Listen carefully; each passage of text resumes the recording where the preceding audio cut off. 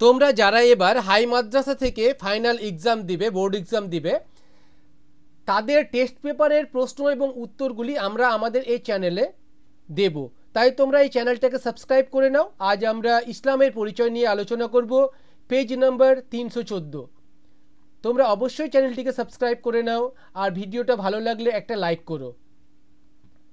1 number, সঠিক উত্তরটি বেছে নিয়ে লিখো। একের অ্যান্সারের একটার অ্যান্সার হবে খয়েরটা, 2 এর অ্যান্সার হবে খ মদিনায়, 3-এর অ্যান্সার হবে ক লবিদ বিন আসাম,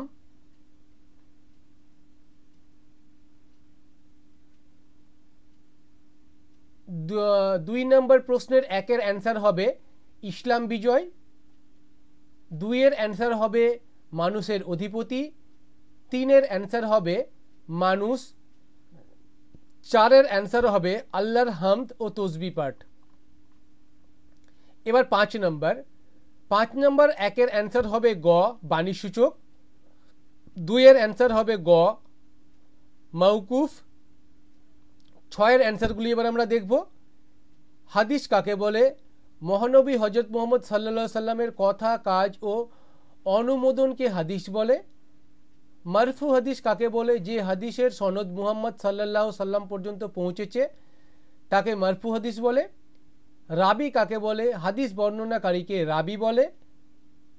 হাদিস ফেলি বলতে কি বোঝো? মহানবী হজরত মুহাম্মদ সাল্লাল্লাহু সাল্লাম যে সকল কর্ম সম্পাদন করেছেন সেগুলোকে হাদিস ফেলি বলে।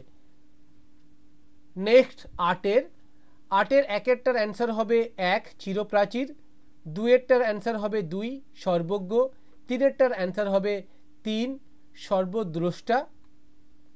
9-এর অ্যান্সারগুলো দেখব। 9-এর 1-এর অ্যান্সার হবে আল্লাহ তাআলার সিফাত সমূহ কয় ভাগে বিভক্ত? 2 ভাগে। 2 নম্বরটা হবে বাক্যালাপকারী, 3 নম্বরটা হবে আল্লাহ তাআলার কোন গুণটি জীবিকা দান করার অর্থে প্রযোজ্য? তাবরিক। 4-এরটা ইলমুল আকায়েদ কথাটির অর্থ কি? মূল ভিত্তির ওপর বিশ্বাস স্থাপন। এবার চলে আসো 10 নম্বরেরটা। 10-এর 1 নামাজ শুদ্ধ হওয়ার শর্ত কয়টি? 6টি, যদি অপশানে দেওয়া নেই। সূরা ফাতিহা পড়া নামাজের ওয়াজিব, মাগরিবে ফরজ নামাজের রাকাত 3 রাকাত, ইমামের যোগ্য ব্যক্তি হলো বিজ্ঞ। এবার ঈদের নামাজ কয় রাকাত? 2 রাকাত।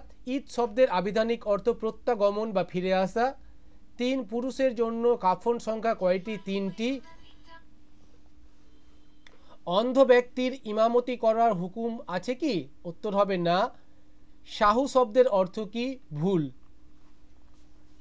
এবার 15-র 1 মৃত ব্যক্তির পরিত্যক্ত সম্পত্তিতে হক ক 5, পিতার অবস্থা ক 3। 16 নম্বর, জাবিল আরহাম শব্দের অর্থ রক্তের সম্পর্কিত আত্মীয়।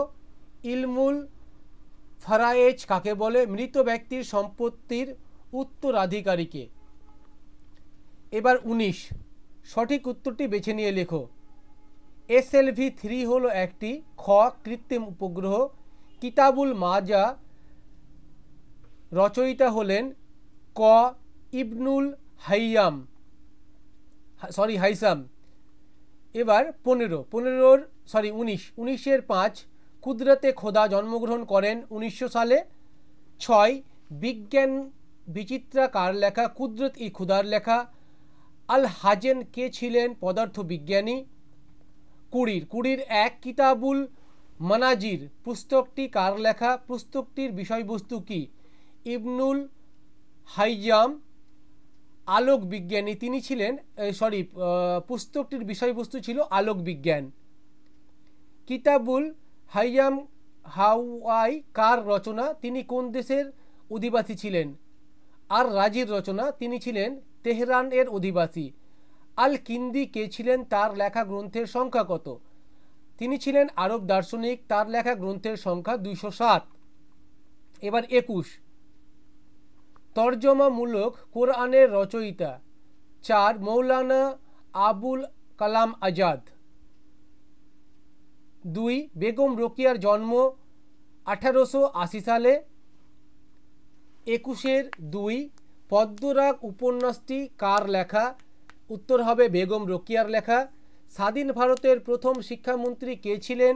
উত্তর হবে মৌলানা আবুল কালাম আজাদ। কাকে জ্ঞানানন্দ স্বামী বলা হয়?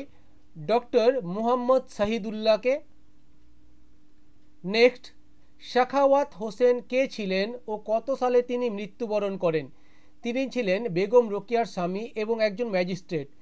তিনি মৃত্যুবরণ করেন 1909 সালে। আব্দুস সালাম কোথায় জন্মগ্রহণ করেন এবং কবে? 1926 সালে পাঞ্জাবে।